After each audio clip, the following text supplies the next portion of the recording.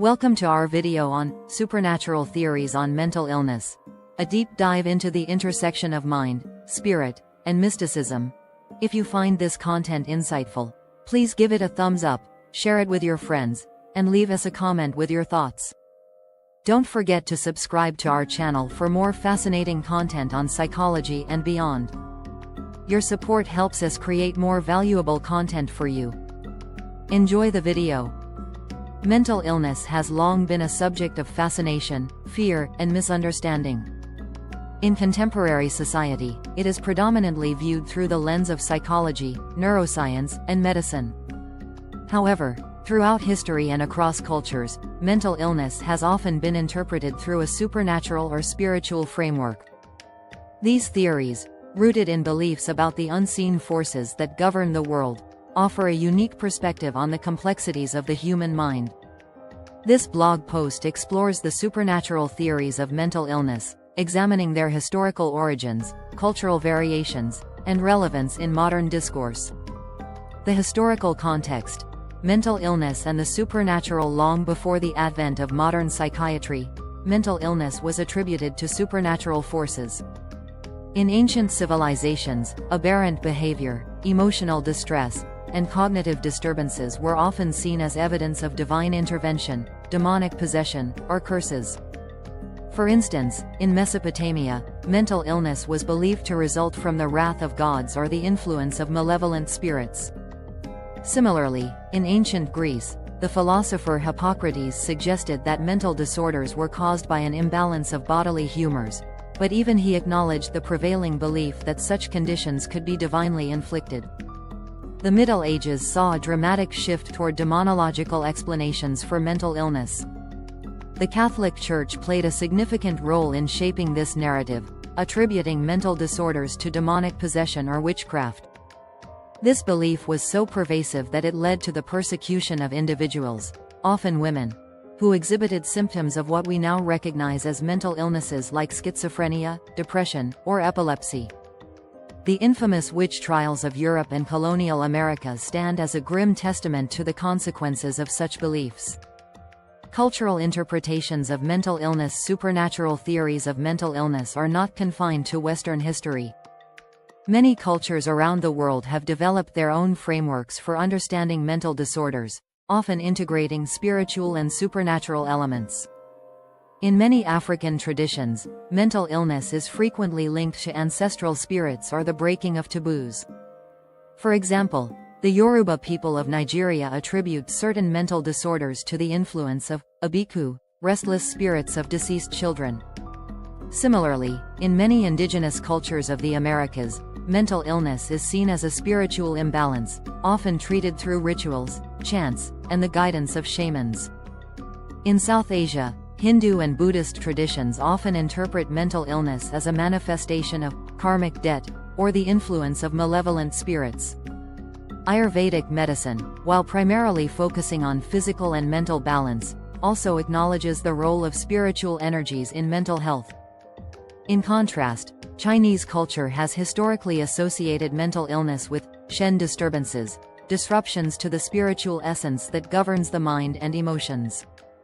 The role of spiritual possession and exorcism. One of the most enduring supernatural theories of mental illness is the concept of spiritual possession.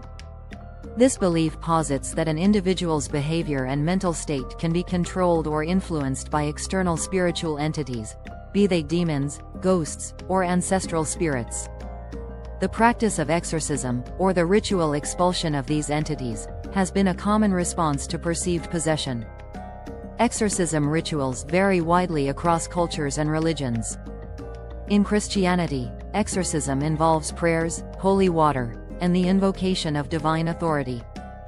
In contrast, traditional healers in many African and indigenous cultures use drums, herbs, and chants to drive away malevolent spirits. While modern medicine often dismisses possession as a cultural construct, some argue that these rituals can have psychological benefits, providing a sense of closure or relief to individuals who believe they are afflicted. The intersection of supernatural theories and modern psychology. While supernatural theories of mental illness may seem antiquated, they continue to influence modern thought in subtle ways. In some cases, these beliefs persist in communities where traditional worldviews remain strong. Even in secular societies, the language of possession and exorcism can be found in metaphors and idioms, reflecting a deep-seated cultural memory of these ideas. Moreover, the rise of interest in alternative and holistic therapies has brought supernatural theories back into the spotlight. Practices such as Reiki, energy healing, and crystal therapy often draw on spiritual explanations for mental and emotional distress.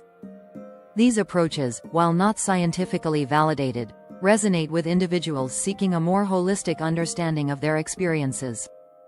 From a psychological perspective, supernatural theories can serve as coping mechanisms for individuals grappling with mental illness.